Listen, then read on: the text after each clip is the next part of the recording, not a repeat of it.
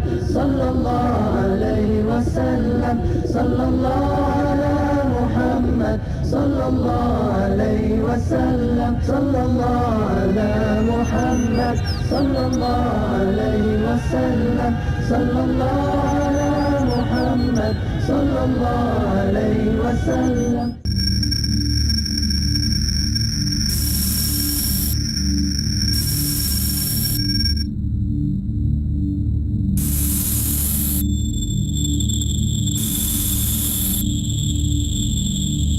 بسم اللہ الرحمن الرحیم. ناظرین السلام علیکم. اسلامک ریسرچ فاؤنڈیشن کو شرف حاصل ہے کہ آج ہمارے یہاں حضرت مولانا عبد الکریم پارک صاحب مخصوص نشست کے لیے ناگپور سے تشریف لائے ہیں. آج ہماری گفتگو کا فوکل پوائنٹ یا بات چیت کا مرکز تعلیم رہے گا. اب ہم براہ راست اپنے سوالات مولانا کے روبرو پیش کرنے کے لیے جا رہے ہیں. پارک صاحب جی، شاید پہلے کسی زمانے میں تعلیم اور تعلم کی اہمیت کی اتنی ضرورت نہ تھی جتنی آج کل ہے. ماضی میں ناخواندگی یا الٹریسی کا کوئی اتنا بڑا مسئلہ بھی نہ تھا، لیکن آج صورتحال بالکل مختلف ہے. یونیسیف اور دوسرے انٹرنیشنل آرگنائزیشن کی رپورٹس کے مطابق آنے والی صدی میں ناخواندہ اور ان پڑھ رہ جانوں کے لیے ان کی زندگی گزارنے یا زندہ رہ پانے کے لیے جو چانسز ہیں وہ کم سے کم ہوتے چلے جائیں گے. اس صورت میں تعلیم کی اہمیت اور علم کی ضرورت دو چند ہو جاتی ہے. سوال یہ ہے کہ تعلیم کی اہمیت اور علم کا مقام وقت اور حالات کی دین ہے یا اسلام اور سنت رسول میں بھی اتنا ہی مقام ہے. یعنی میں مختصر لفظوں میں یہ پوچھوں گا کہ اسلام میں علم کی اہمیت کیا ہے؟ جزاک اللہ، آپ نے بہت اچھا سوال پوچھا اور وقت کے تقاضے کے اعتبار سے بہت ہی امین ہونے کا اور فکر مند ہونے کا ثبوت دیا. اس پر جزاک اللہ کہتا ہوں. آپ کا سوال بہت ویاپک اور بہت ہی وسیع ہے، لیکن چند لفظوں میں اس پر یہ کہا جا سکتا ہے کہ اس کائنات کی تخلیقی علم پہ بنا پر ہوئی ہے. علم نہیں تو کچھ بھی نہیں. یہ ایک ایسی بات ہے جس کو ہر زمانے میں کتاب اللہ میں واضح کیا گیا. آپ خود ایک بہترین اسکالر اور پڑھے لکھے لوگوں میں سے ہیں. آپ کو معلوم ہوا کہ قرآن مجید نے جو انسانیت کو فضیلت دی وہ کس بنیاد پر دی؟ جسم کی بنیاد پر، رنگ نسل اور خون کی بنیاد پر، بدن کے شکتیشالی ہونے کی بنیاد پر دی. علم آدم الاسماء کلہا، کہ علم عطا فرمایا آدم کو ایسا جیسا اس نے دوسری مخلوق کو نہیں دیا. حتیٰ کہ فرشتوں کو بھی اس نے وہ علم نہیں دیا تھا. اب علم کی پریبھاشا، اس کا ڈیفینیشن، اس کی ویاکھیا اور اس کی وسعت اتنی زبردست ہے جتنی کائنات کی ہے. خود اللہ تعالیٰ کے جو صفاتی نام ہیں، مثلا قادر ہے، قدیر ہے، مقتدر ہے، خالق ہے، علام الغیوب ہے، اور رزاق ذو القوت المتین ہے، علیم ہے، خبیر ہے. یہ سب صفات جو ہیں وہ انسانوں کے اوپر، مانو جاتی جس کو میں کہتا ہوں، یہ آدم کے بیٹے جو دھرتی کے اوپر بستے ہیں، ان کے لیے علم کی اہمیت کی قدرتی ضمانت ہے. روئے زمین پر اللہ تعالیٰ نے انسان کو جو بھیجا اور اس کا جو امتحان لیا، دیکھیں تھوڑی دیر کے لیے میں آپ کو حضرت محی الدین منیری رحمۃ اللہ علیہ، جو اس فن کے بڑے سرخیل اور بہت بڑے بزرگ مانے گئے ہیں، انہوں نے تمثیل میں ایک بات کہی کہ جب آدم کی خلافت کا مسئلہ آیا اور زمین پر وہ اپنا ایک خلیفہ بھیجنے کی تمنا کا اظہار کیا انہوں نے کہ انی جاعل فی الارض خلیفہ، لیکن خلافت کا تاج پہنانے کے لیے آدم کی تاج پوشی کے موقع کے اوپر کائنات کی سبھی طاقتوں کا اجتماع کیا. اس میں جن بھی تھے، فرشتے بھی تھے، اور ایک جگہ تو قرآن کہتا ہے کہ پہاڑ بھی تھے، سمندر بھی تھے، زمین بھی تھی، آسمان بھی تھا. سب سے کہا کہ یہ لے لو امان، اور اس کو قرآن نے اپنے الفاظ میں یوں کہا اور حضرت محی الدین منیری رحمۃ اللہ علیہ بھی اس کو نقل کرتے ہیں کہ انا عرضنا الامانۃ علی السماوات والارض والجبال فابین ان یحملنها واشفقن منها وحملها الانسان، ہم نے اس بارے امانت کو کہ لو اٹھاؤ اس کو، اس علم کو اٹھاؤ، اشیاء کی معلومات اور اس کی خاصیت، کس چیز کی کیا خاصیت ہے، کس میں کیا شر ہے، کیا خیر ہے، کیا اچھائی ہے، برائی ہے، اس کو معلوم کرنے کے لیے ہم تمہیں بارے امانت دیتے ہیں، اسے اٹھاؤ۔ کہتے ہیں آسمانوں سے، تو خود قرآن نے کہا انا عرضنا الامانۃ علی السماوات والارض والجبال، آسمانوں پہ پیش کیا، زمین پہ پیش کیا، پہاڑوں پہ پیش کیا، پھر انکہی داستان ایک چھوڑ دی کہ سمندروں پہ پیش کیا ہوگا، اور حشات الارض کو اور سب کو، فرشتوں پر تو پیش کیا ہی کیا، جناتوں پر بھی پیش کیا۔ تو وہ ایک اسکیچ کھینچتے ہیں خاکہ، اس میں بتاتے ہیں کہ زمین نے شاید یہ کہا ہو کہ حضور محور پر چکر ماروں گی، اپنے مدار کے اوپر گھومتی رہوں گی، جب تک آپ مجھے ریگولیٹ کریں گے ہوتی رہوں گی، اور جب فنا کے گھاٹ اتار دیں گے تو ریزہ ریزہ ہو جاؤں گی، لیکن یہ بارے امانت مجھ سے علم کا نہیں اٹھ سکے گا۔ یہ بہت بڑی چیز ہے۔ آسمان نے شاید یہ کہا ہو کہ میں بھی کھڑا ہوں اور چکر ماروں گا، یہ چکر کا لفظ میں نے اس لیے لیا، قرآن شریف میں ایک جگہ ہے والسماء ذات الرجع، ہم اس آسمان کو بطور شہادت اور قسم پیش کرتے ہیں جو چکر مار رہا ہے، مطلب یہ بھی گھوم رہا ہے۔ قرآن نے کہا کل فی فلک یسبحون، یہ تو بیچارے غریب قرآن آنے کے بعد میں اب اس نتیجے کے اوپر علم کے پہنچے ہیں کہ زمین گھوم رہی ہے، محور پر بھی گھوم رہی ہے، مدار پر بھی گھوم رہی ہے۔ جب علم نہیں تھا تو میں تھوڑا سا اس کو اپنی بات کہنے کے لیے وقت لوں گا آپ سے، کہ یہ مصر کے لوگ یہ کہتے تھے کہ زمین کھیکڑے کے اوپر ہے، وہ کھیکڑا یوں یوں کرتا ہے تو زمین میں دھرتی کمپ ہوتا ہے، بھوکمپ آتا ہے۔ ہمارے اس ملک کے اندر بھی یہ عقیدہ تھا کہ جانور کے سینگ پر دھرتی ہے، اور وہ ذرا یوں یوں کرتا ہے تو اس میں دھرتی کمپ ہوتا ہے۔ مجھے کہنے کی اجازت دیجیے کس دنیا میں رہے ہوں گے یہ لوگ، اور کیا علم ہوگا ان کے پاس۔ سلام محمد رسول اللہ صلی اللہ علیہ وسلم فرمایا کل فی فلک یسبحون، ہر ایک اپنے دائرے کے اندر تیر رہا ہے۔ مذہب کے لوگ بھی جن کے پاس میں اصل کتابیں باقی نہیں رہی تھی، صرف کہانیاں اور رسمیں رہ گئی تھی، وہ بھی اسی جھگڑے کے اندر پڑ گئے۔ چنانچہ ایک تاریخی واقعہ ہے کہ کسی دانشور نے پتہ لگا لیا علم کی روشنی میں، کھوج اور تفکر و تدبر سے، کہ بھئی دھرتی گھوم رہی ہے۔ جب اس نے اعلان کیا تو زمانے کے بڑے بڑے مذہبی لوگوں نے کہا کہ اس کو سزائے موت دینا چاہیے، دھرتی گھوم نہیں رہی ہے، دھرتی ساکت ہے۔ ماننے کی زمانے کی بات تھی، لیکن یہ ایک ہسٹوریکل فیکٹ ہے کہ بیوی بچے سب گھبرا گئے، کہ انہوں نے کہا بھائی پھانسی ہو جائے گی تجھے، وقت کے عقیدے کے خلاف کیا بک رہا ہے تو، کہ زمین گھوم رہی، بول دے نہیں گھوم رہی کر کے۔ عورت نے کہا میں بیوہ ہو جاؤں گی، ماں کہے گی کہ میرا لال دنیا سے چلا جائے گا، بچوں نے کہا ہوگا کہ ہم اناتھ ہو جائیں گے، کہہ دو جا کر کے جج کے سامنے، مذہبی جج کے سامنے، کہ زمین نہیں گھوم رہی ہے۔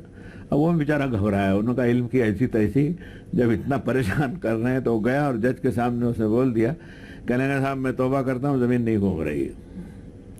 جج نے چھوڑ دیا اس کو، ناٹک تھا ایک طرح کا، کہ جاؤ آزاد ہو تم کو، تمہاری سزائے موت ہم منسوخ کر۔ لیکن جب وہ شخص باہر نکلا تو عالم ہوتا ہے، اس کا علم اسے سچ بولنے پہ مجبور کرتا ہے۔ باہر جب نکلا تو اس نے کہا مشکل ہے کہ زمین اب بھی گھوم رہی ہے۔ اللہ اکبر۔ میرے نہ کہنے کے بعد میں بھی تو علم کی جو جلا ہے وہ بڑی زبردست ہے۔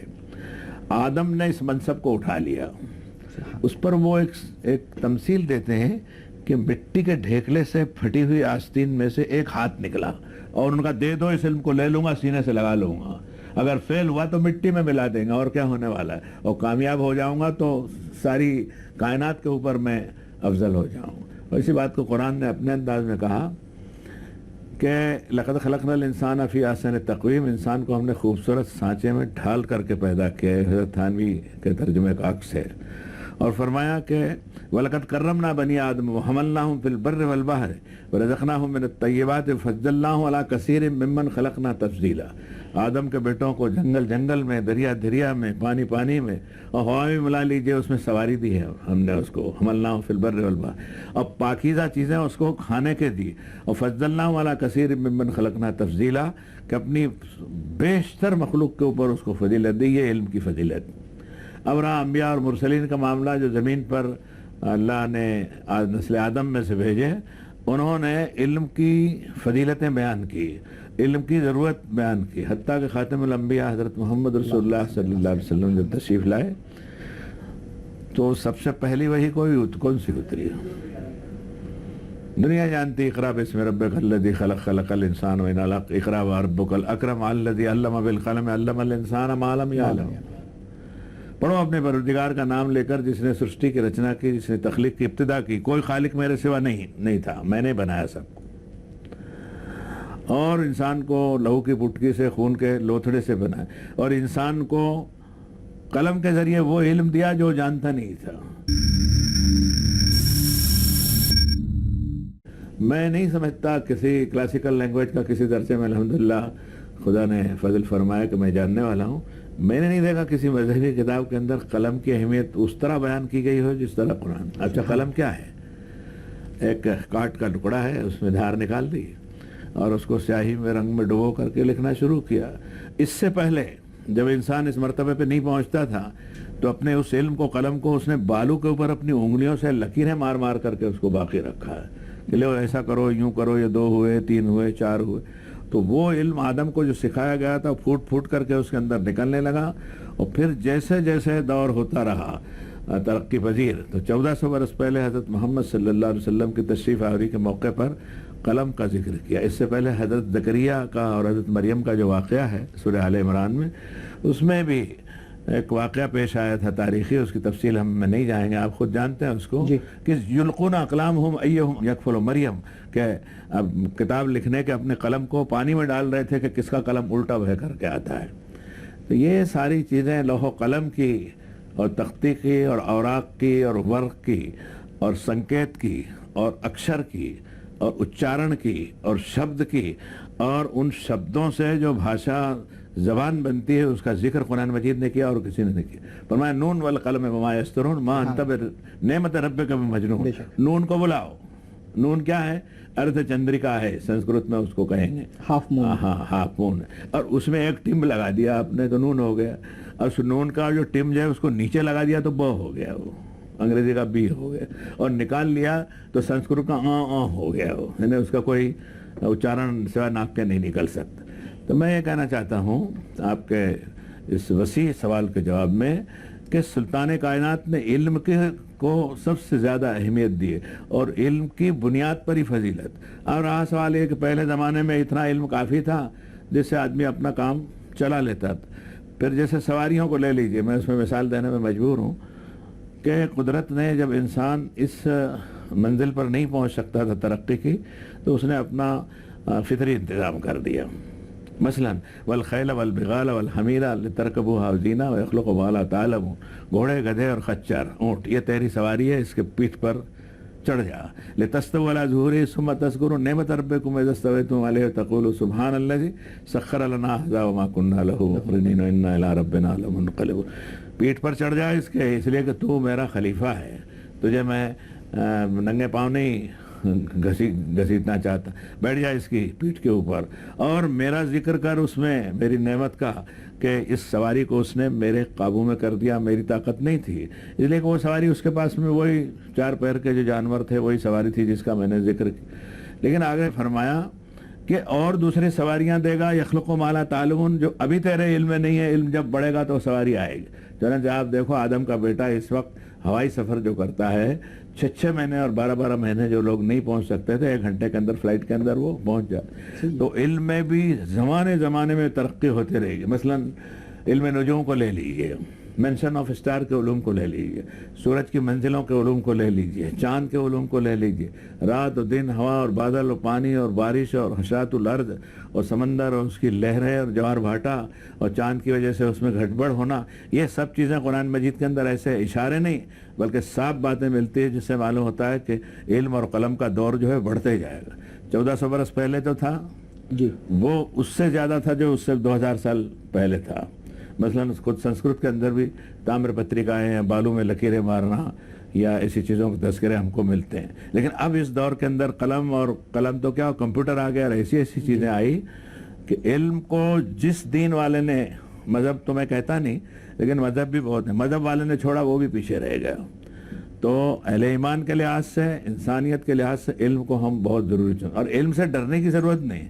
इल्म कहते हैं उसको चीज़ को कुछ समझ रहे थे आप और गलत समझ रहे थे, इल्म जब आया तो खुल गई बात कि नहीं ये ऐसा नहीं बल्कि मुनकशिफ। हाँ जी हाँ, मुनकशिफ हो गए। तो इसमें घबराने की ज़रूरत नहीं। इस लिहाज से मैं तो, मुझे किसी इंटरव्यू में एक सवाल शायद दिल्ली में कहीं किया गया था, कहने लगे चांद पर कमंदे इंसान ने डाला तो आपके इस्लामी अकायद में क्या फ़र्क पड़ा? मैंने कहा हमारे अकायद में तो कोई फ़र्क नहीं पड़ा। क्या पड़ा? जो चन्ना मामू कहते थे वो परेशानी में भांजे पड़ गए हो। परेशानी भांजों को हुई, हमको तो ये नहीं हुई कि वल कमर कद्दरना हो मनाजिल हत्ता आतकल उर्जूनिल कदीम लशम्सु यंबगी लहा अन तुदरिकल कमर वलल लैलु साबिकुन नहार कुल्लुन फी फलकी यस्बहून, कि चांद की हमने मंजिलें मुकर्रर कर दी है, यहाँ तक कि खजूर की पुरानी टहनी की तरह बेनूर हो जाता है वो। और सूरज की भी मंजिलें मुकर्रर कर दी है। और सूरज इतना बड़ा यानी अजीम जुस्सा जरसूमा होने के यानी सैयारा या जो कुछ भी कह लीजिए उसको, इतना बड़ा यानी जहन्नम का पूरा ईंधन लिए हुए इंसानों को सर के ऊपर गुजर जाता, उसकी ताकत नहीं कि चांद को पकड़ सके और न रात दिन के पहले आ सकती है। तो ये कहने में कोई हर्ज नहीं समझता कि उलूम के दरवाजे मोहम्मद रसूलुल्लाह सल्लल्लाहु अलैहि वसल्लम ने जो खोले, उसके सदक़े में आपकी बेसत के बाद में अब इल्म जो है वो तरक्की पजीर हो रहा है। इसलिए इस्लाम और मुसलमानों के ताल्लुक़ से इल्म निहायत ही ज़रूरी है। जज़ाकल्लाह, आपने बहुत ही वाज़ेह अल्फाज के अंदर कुरान मजीद जो इल्म के मुतालिक है आपने बतला दिया। अल्लाह के रसूल की क्या इल्म के मुतालिक ताकीद थी? उसने कहा कुल हल यस्तविल लज़ीना यअलमून वल्लज़ीना ला यअलमून, जो आलिम हैं, ज्ञानी हैं, जो जानते हैं, नहीं जानते हैं, वो दोनों बराबर हो सकते हैं? नहीं हो सकते। रसूलुल्लाह सल्लल्लाहु अलैहि वसल्लम के ज़माने में आपके साथियों की तालीम के लिए वो साधन आपके पास नहीं थे जो आज हमारे पास। फाउंटेन पेन भी नहीं था, डॉट पेन भी नहीं था, टाइपराइटर की और उसकी क्या बात करते हैं हम। तो जो ज़रूरी उस ज़माने में इल्म था उसके सिखाने का आपने इतना व्यापक इंतज़ाम किया। उस ज़माने के लिहाज से कहता हूँ, आज आप कह सकते हैं साहब तो बहुत कम है। मतलब कोई जंगी कैदी कुरैश के जो थे वो, उनको आपने देखा तो आपको इंसानियत के लिहाज से रहम आया कि भाई अब ठीक है लड़ तो लिया हमसे, लेकिन रहमतुल्लिल आलमीन का दिल का तकाजा था कि इनको छोड़ दिया जाए। गालिबन वो जंग बदर के, हाँ जी हाँ जी सही फरमाया। तो हजरत ने उनसे फरमाया कि हमारा छोड़ने का इरादा हो रहा है, अब जुर्माना लेंगे तो तुम्हें ख़राब लगेगा, क्योंकि तुम्हारी उसको इज्जत को आना को ठेस लगेगी। ऐसा करो हमें हमारे आदमियों, मदीने के आदमियों से इतने इतने आदमियों को आप में से पढ़ना लिखना सिखा दे, हम छोड़ देंगे। हुजूर पर दुरूद शरीफ पढ़ना चाहिए इंसानियत ने कि उसको बाकी रख। वो उस वक्त ही हो सकता है मतलब 1 2 3 4 वाहिद इस्नाइन सलासा अरबा खमसा सित्ता, जो अरबी में जैसे कहते हैं कि गिनती 9 तक है, गिनती 0 कुछ नहीं है, 0 लगने से 10 होता है। फिर ये 0 का और 9 अक्षरों का कमाल है कि करोड़ों के हिंद से आप बोलते चले जाओ। इसलिए अल्फ़ाबेटिकल जो हुरूफ हैं, क ख ग घ अंग च च लीजिए, ABCD लीजिए या अलिफ बे ते से लीजिए, उतना सिखा दिया। अब जोड़ जाड़ के आदम का बेटा जो है नाम वाम चीज़ों के नाम लिखना शुरू किए, ये इल्म। फिर उस इल्म के ज़रिए से रीडिंग के ज़रिए वो तातस्वरा तक पहुँच जाए या मेराज की मंजिलें ले ले। चुनांचे खुद मेराज शरीफ जो रसूलुल्लाह सल्लल्लाहु अलैहि वसल्लम को हुई है, ये इसमें भी हदीसों का रिकॉर्ड ये बताता है कि सारा मामला इल्म की फजीलत के ऊपर था। इसलिए जनाब रसूलुल्लाह सल्लल्लाहु अलैहि वसल्लम ने पढ़ने लिखने की ताकीद सिर्फ मर्दों के लिए नहीं की बल्कि औरतों को के लिए भी की। और औरतों को भी इल्म दीन में उस ज़माने के एतबार से आपने इतना खींचा कि हदीस शरीफ की किताबें, कुरान तो कुरान मजीद है जी, वो हिफ्ज़ में भी है और कंठस्थ भी है और लेखनी में भी है। हदीसें भी लेखनी में है और हिफ्ज़ में है, लेकिन हिफ्ज़ में बहुत कम है।